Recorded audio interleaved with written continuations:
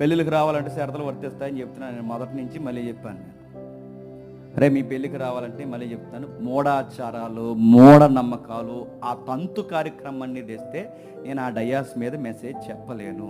లేదు అవన్నీ మీరు ఆపుతానంటే నేను మెసేజ్ చెప్పడానికి వస్తానంటే చెప్పి చెప్పి ఎంత చెప్పినా లాస్ట్కి మళ్ళీ వచ్చి ఒక అరగంట చెప్పి వెళ్ళిపోనియా అన్నారు. నేను చెప్పేదేంటి, మీరు నన్ను అడిగేదేంటి? నేను ఏం చెప్తున్నాను, ఇవి వద్దు, ఇవి చెయ్యొద్దు, ఇవి చేస్తే మేము రాలేం, అక్కడ వర్తమానం మేము చెప్పలేం, బైబిల్కి మూఢాచారాలకి ముడిపెట్టొద్దు, వీటికి వాటికి కలపొద్దు, క్రైస్తవ విలువలతో మేము వివాహం చేసుకోండి, మేము ఖచ్చితంగా వస్తాం, మేము దగ్గరుండి నడిపిస్తామంటే అంత విన్న తర్వాత జస్ట్ ఒక 10 నిమిషాలు కనబడి వెళ్ళిపోయాను. కనబడితే ఇంకెందుకు, ఇంకా